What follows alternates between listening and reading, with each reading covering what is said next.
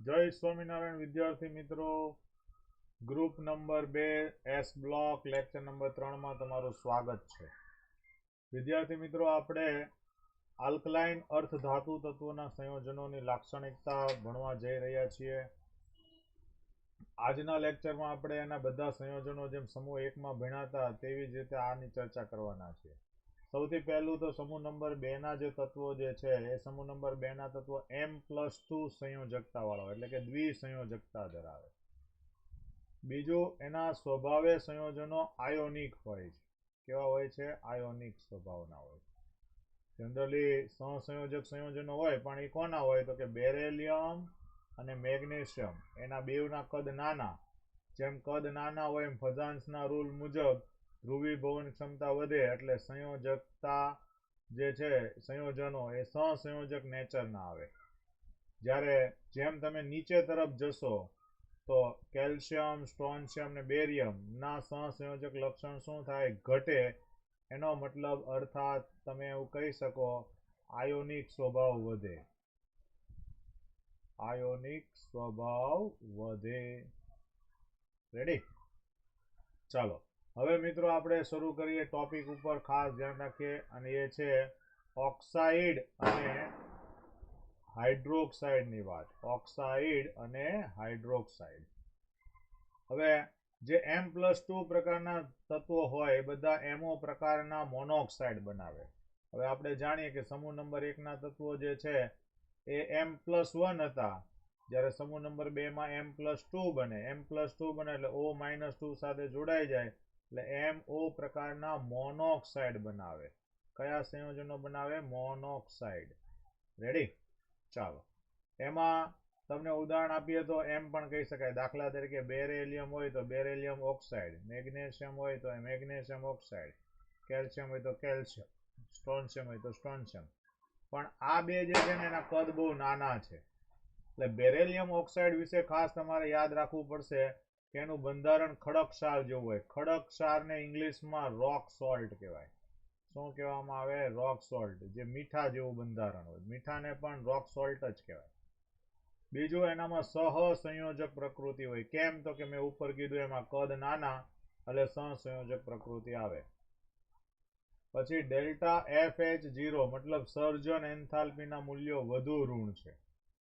એનું કારણ પણ એ છે કે એની લેટિસ એન્થાલ્પી વધારે હોય. બીજું, સ્વભાવમાં ઉભય ગુણધર્મ છે. બાકીના બધાના સ્વભાવ બેઝિક હોય અને સ્વભાવે કેવા છે? આયોનિક. આ એક બેરેલિયમ ઓક્સાઇડનો જ આ એક સ્વભાવ કેવો છે? ઉભય ગુણધર્મી. બાકીના બધા કેવા છે તો કે બેઝિક છે. એટલે અહીંયાથી તમને એમ પૂછવામાં આવે કે બેરેલિયમ ઓક્સાઇડ, મેગ્નેશિયમ ઓક્સાઇડ અને કેલ્શિયમ ઓક્સાઇડને બેઝિક ગુણધર્મના ચડતા ક્રમમાં ગોઠવો તો લેસ ધેન લખવાનો રહે. કેમ કે બેઝિક નેચર, બેઝિક સ્વભાવ. આ તમારો MCQ થઈ ગયો જે ખાસ IMP બને. બીજું, બેરેલિયમ ઓક્સાઇડ સિવાયના, આ બરાબર યાદ રાખજો, એની સિવાયના જે ઓક્સાઇડ છે એ પાણી સાથે પ્રક્રિયા કરીને અલ્પ દ્રાવ્ય હાઇડ્રોક્સાઇડ બનાવે, જેનું સૂત્ર MOH પ્રકારનું હોય. કેવું હોય? MOH. કેવી રીતે ખબર પડે તો કે MO જે છે અને H2O ના બે ભાગ પાડ્યા, H+ અને OH-. બરાબર? તો આ જે OH જે છે એ અહીંયા એક OH બની ગયું અને બીજું OH એટલે MOH પ્રકારના હાઇડ્રોક્સાઇડ બન્યું. અને આ હાઇડ્રોક્સાઇડની દ્રાવ્યતા, ઉષ્મીય સ્થિરતા, બેઝિક સ્વભાવ જેમ તમે નીચે તરફ જાઓ એમ શું થાય છે? વધે છે. એટલે ખાસ યાદ રાખજો.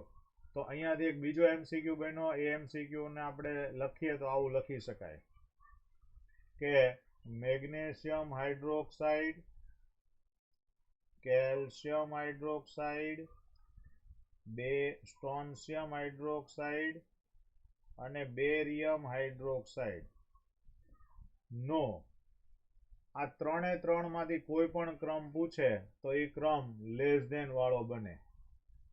એ હવે તમે સમજી ગયા છો. દ્રાવ્યતા પૂછે તો પણ નીચે જતા વધે, ઉષ્મીય સ્થિરતા પૂછે તો પણ નીચે જતા વધે, અને બેઝિક સ્વભાવ પૂછે તો પણ નીચે જતા બેઝિક સ્વભાવ પણ શું થાય? વધતો જાય.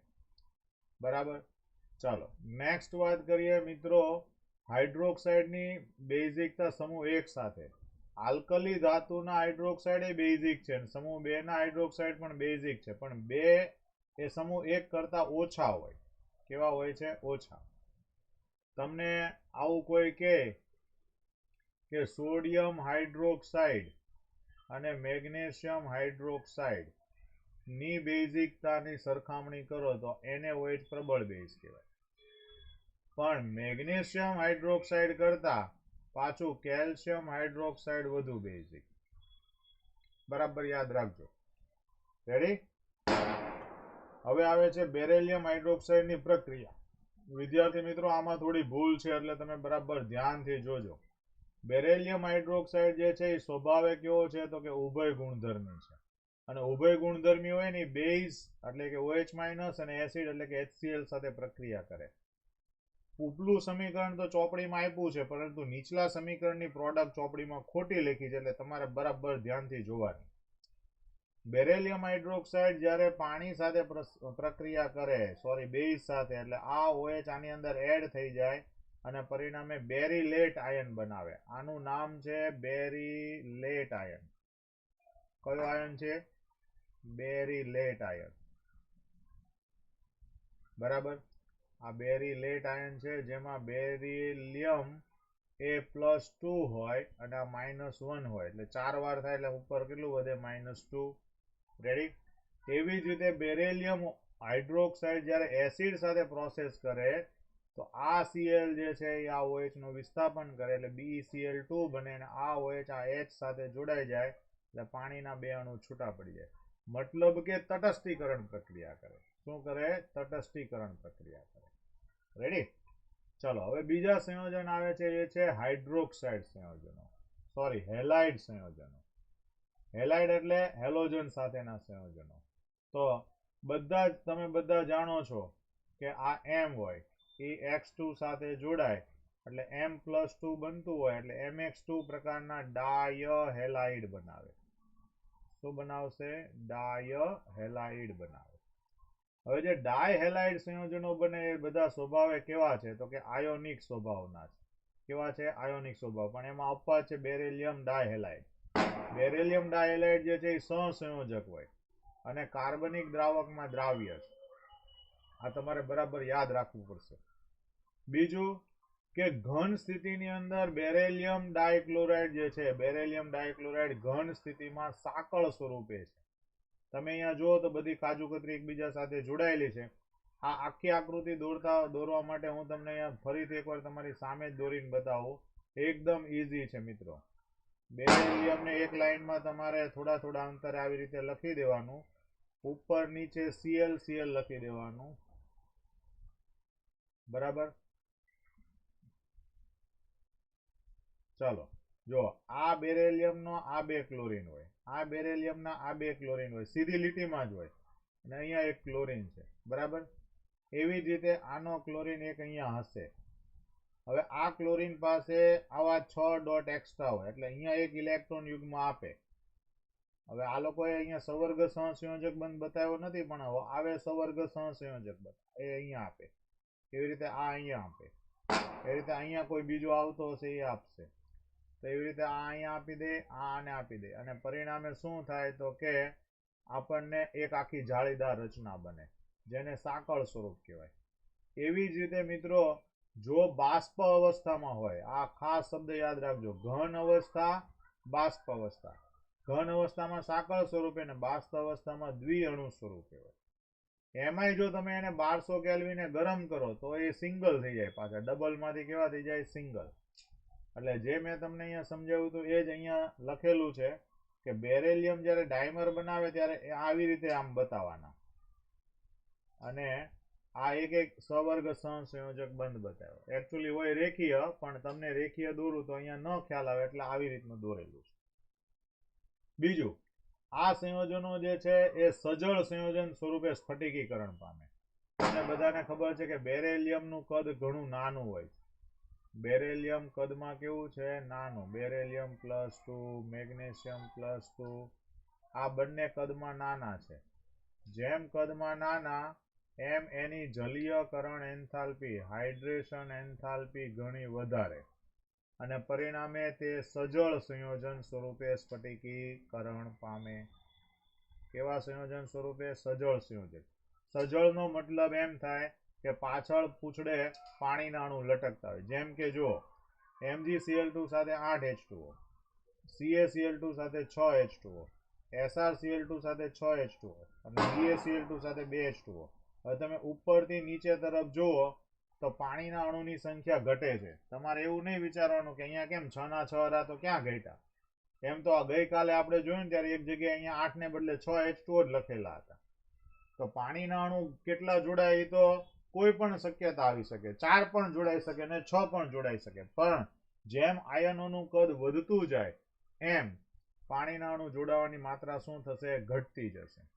એટલે ગઈકાલે જે ટોપિકમાં આવ્યું હતું જ્યાં 6H2O ત્યાં તમારે 8H2O કરી દેવાનું. બરાબર.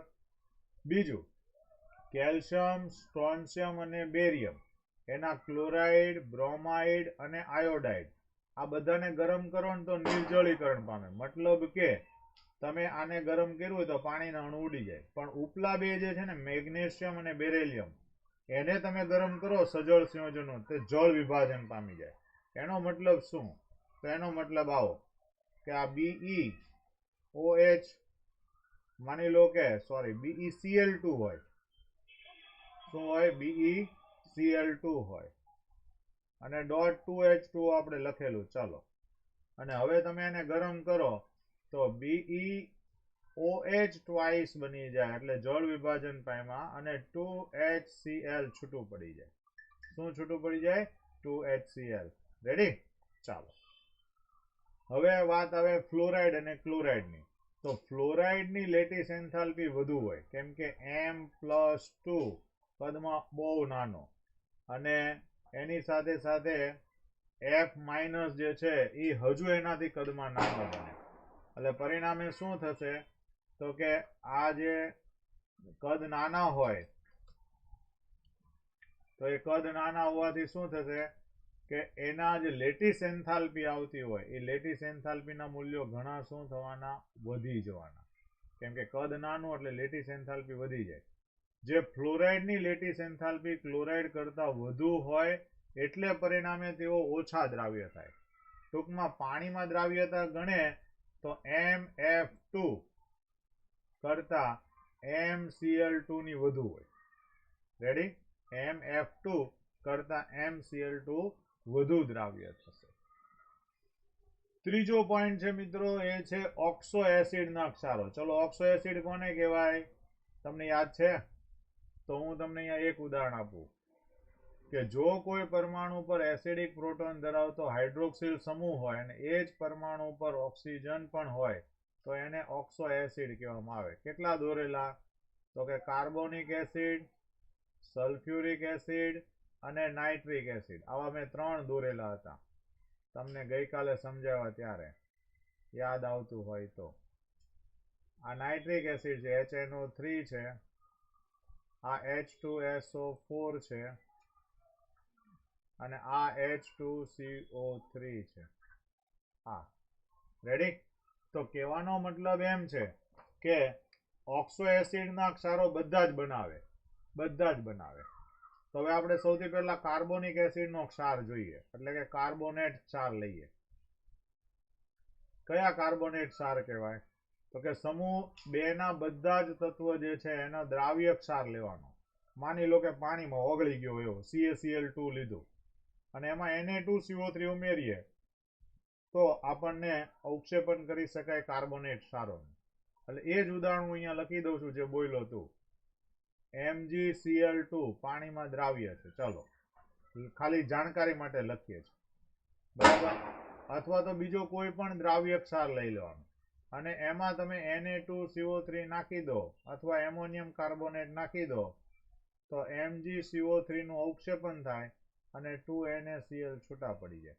એટલે આ જે અવક્ષેપન પામે એ બધા પાત્રના ક્યાં જાય? તળિયે જાય. કેમ? તો કે પાણીમાં કેવા હોય? અદ્રાવ્ય. બીજું, જેમ તમે નીચે જશો એટલે પરમાણુ ક્રમાંક વધે એમ એની દ્રાવ્યતા ઘટતી જાય. આ મોસ્ટ આઈએમપી MCQ ની લીટી છે. દાખલા તરીકે તમે MgCO3 લખ્યું, CaCO3 લખ્યું, સ્ટ્રોન્શિયમ CO3 લખ્યું અને બેરિયમ Ca3 લખ્યું. તો જેમ તમે નીચે જશો એમ દ્રાવ્યતા શું થવાની? ઘટવાની. આ બરાબર યાદ રાખજો. ગરમ કરો તો વિઘટન પામીને ઓક્સાઇડ અને CO2 બનાવે. જેનું એક ઉદાહરણ આપું. જો તમે CaCO3 નું ઉદાહરણ તમને ખબર જ છે. આને ગરમ કરો તો CaO વત્તા CO2 બને. હવે એવું તમે બધા માટે આ ચારે ચાર માટે લખી શકો.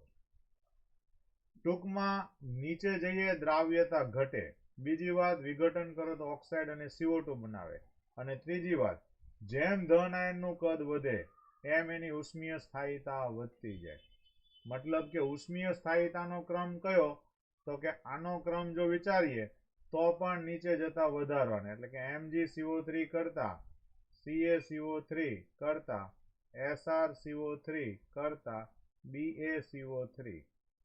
જો દ્રાવ્યતાનો ક્રમ ઘટે છે નીચે જાઓ એમ, અને ઉષ્મીય સ્થાયીતાનો ક્રમ વધે છે. એટલે આ બરાબર યાદ રાખજો. MCQ માં જયારે પૂછાય ને તો એ ક્યાંય લેસ ધેન નું ગ્રેટર ધેન ને ગ્રેટર ધેન નું લેસ ધેન ન થઈ જાય. બીજા સંયોજનો છે સલ્ફેટ સંયોજનો. વિદ્યાર્થી મિત્રો, સલ્ફેટ ક્ષાર એટલે કોની સાથે બન્યા હોય? તો કે સલ્ફેટ ક્ષારો બન્યા હોય H2SO4 સાથે. તો બધા જ સલ્ફેટ સંયોજનો સફેદ ઘન પદાર્થ છે અને ઉષ્માની હાજરીમાં બધા જ સ્થાયી છે. એનો મતલબ એમ થયો કે તમે જે પણ કોઈ વિચારો છો, કોઈ પણ ક્ષાર, એ બધા કેવા આવશે? ઉષ્મીય સ્થાયીત્વ વાળા આવશે. જેમાં પહેલા બે આવે બેરેલિયમ સલ્ફેટ અને મેગ્નેશિયમ સલ્ફેટ. આ બે અપવાદરૂપ હોય, એ પાણીમાં ઝડપી ઓગળે, પણ જેમ નીચે જાઓ એમ પાછી દ્રાવ્યતા શું થવાની? ઘટવાની. એટલે કેલ્શિયમ સલ્ફેટ થી બેરિયમ સલ્ફેટ જાઓ તો દ્રાવ્યતા શું થાય? ઘટે. હવે ઉપલા બે કેમ વધુ દ્રાવ્ય હતા? તો એનું કારણ છે એમનું નાનું કદ. જો એમનું નાનું કદ, હવે એના નાના કદને લીધે શું થશે? તો કે જલીયકરણ એન્થાલ્પી હોય લેટિસ એન્થાલ્પી કરતા વધી જાય. મેં તમને ગઈકાલે જ એટલે આ 5 મુદ્દા કહી દીધા હતા. જો હાઇડ્રેશન એન્થાલ્પી વધે લેટિસ એન્થાલ્પી કરતા તો દ્રાવ્યતા વધી જાય. જો હાઇડ્રેશન એન્થાલ્પી કરતા લેટિસ એન્થાલ્પી વધી જાય તો દ્રાવ્યતા ઘટે. એ મેં તમને ગઈકાલે એટલે 5 મુદ્દા કીધા હતા. રેડી? નો યાદ હોય તો એ વિડીયોને ફરીથી જોજો અને તમને ખ્યાલ આવી જશે. અહીંયા બે MCQ કયા આવ્યા? તો કે પહેલો MCQ કે સલ્ફેટ સંયોજનો સમૂહ નંબર 2 ના કેવા હોય છે? તો કે સફેદ ઘન છે. બીજું, તમને આ ચાર ઓપ્શન્સમાં આપી દે, ઉપરના ચારે ચાર. માની લો કે અહીંયા આપણે એના માટે ઉદાહરણ એક સવાલ જ બનાવી દઈએ. કોની દ્રાવ્યતા વધુ છે એના જવાબમાં વિચારીએ. બેરેલિયમ, પહેલો ઓપ્શન મેગ્નેશિયમ સલ્ફેટ આપ્યો હોય, બીજો ઓપ્શન કેલ્શિયમ સલ્ફેટ આપ્યો હોય, ત્રીજો સ્ટ્રોન્શિયમ સલ્ફેટ આપ્યો હોય અને ચોથો બેરિયમ સલ્ફેટ આપ્યો હોય. તમને એવું પૂછવામાં આવે સૌથી વધુ દ્રાવ્ય કોણ? તો આપણા મગજમાં બે જ સવાલ થવાનો, કાં તો સૌથી પહેલો હોય ને કાં તો સૌથી છેલ્લો હોય.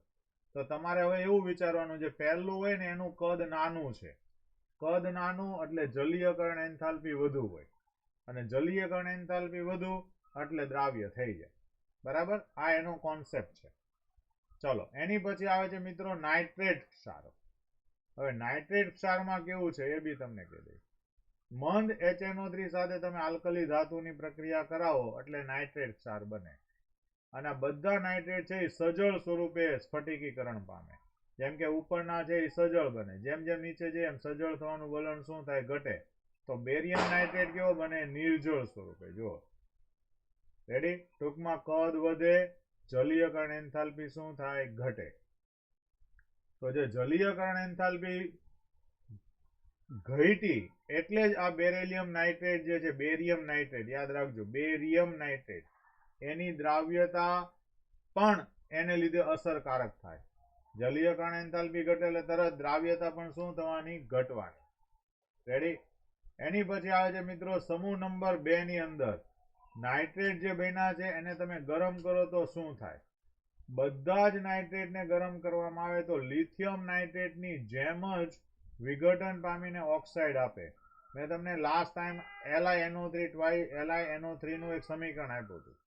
એમાં Li2O બને, NO2 બને અને O2 બને. તો એના જેમ અહીંયા પણ આ બધા નાઇટ્રેટ એવી જ રીતે વિઘટન પામે છે. બરાબર.